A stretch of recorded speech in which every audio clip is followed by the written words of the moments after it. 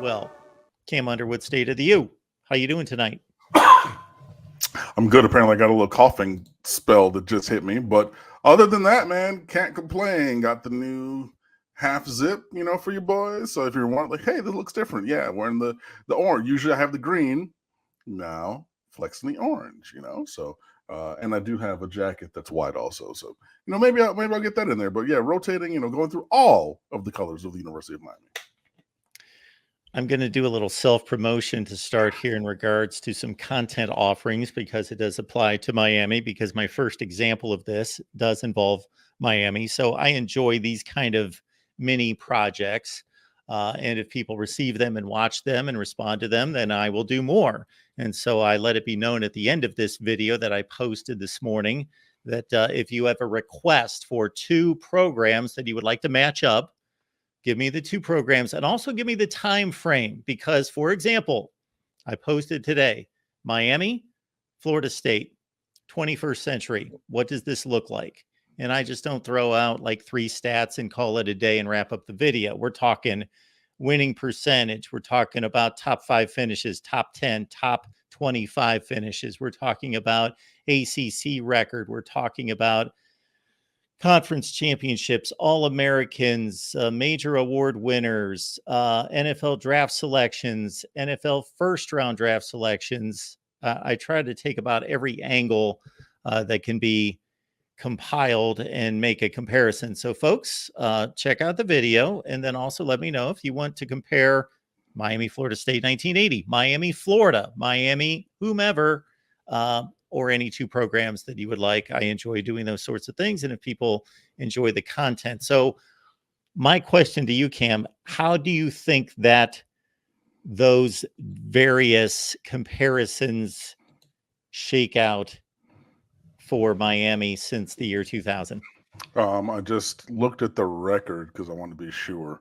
10-13, unfortunately, so they are +3 against us in that time frame. There is a bowl matchup.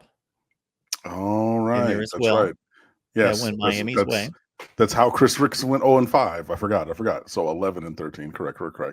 I mean, just in general, like, let me see.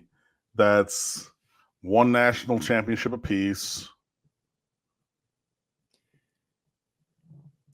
We have a lot of first rounders. They have a lot of first rounders. I mean, they've kind of, they've had some tough times recently, prior to this season. But Miami's had a lot of them.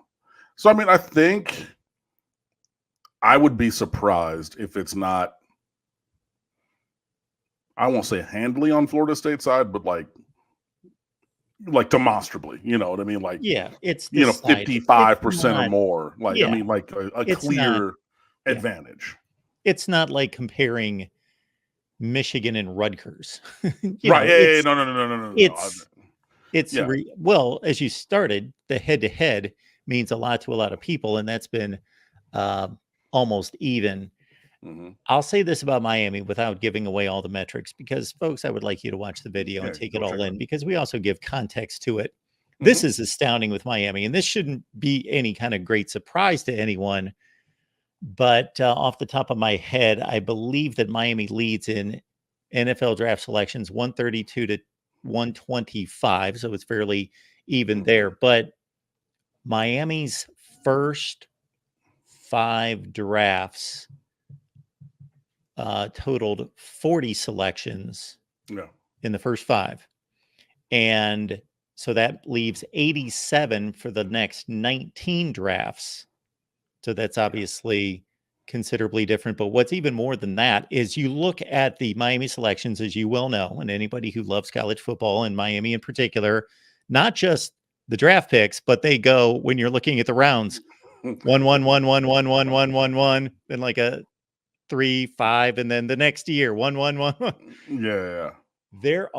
Miami had, I think it was 32 first rounders. I would have to go. No, it's more than that.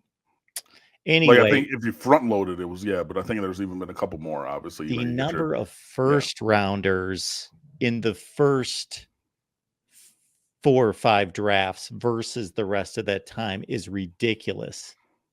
Oh yeah, I mean it's 97% of them. I mean, like you can, Yeah. it's been Jalen Phillips, Philip Dorsett, and Gregory Rousseau. Artie Burns.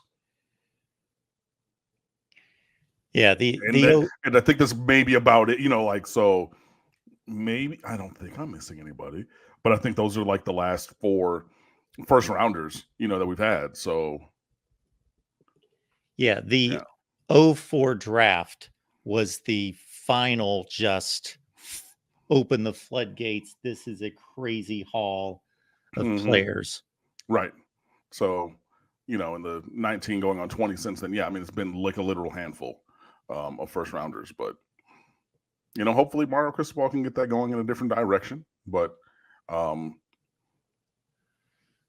I have a conversation or a pivot when we're done with this. But yeah, it's all of these successes across the board relative to Florida State or just relative to our own performance going to be very front loaded in the 21st century, clearly, because I mean that's been the issue that we've been talking about for the last 15, 20 years of not meeting the standard of performance. Sean Taylor, Kellen Winslow, Jonathan Vilma, DJ Williams, Vernon Carey, excuse me, Vince Wilfork, 6 first round selections in '04. And Mm-hmm. that was kind of the crescendo and conclusion of that just amazing run of talent. Yeah, absolutely.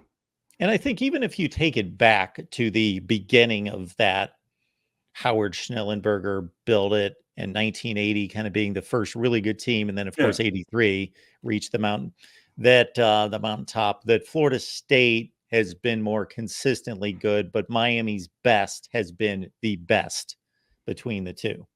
Oh yeah, absolutely, absolutely. Yeah, our peaks have been higher, but they were, how many years in a row was it top 5? 18, 17, 14, 14, whatever. But I mean, again, yeah, every year, set it and forget it. Florida State top 5, if not top 3. And they would have had more championships if not for that little private school in Coral Gables messing stuff up with them time and time again, But still, even with that, like, yeah, it was, yeah, set it and forget it. They're a top 5 team for a good long time.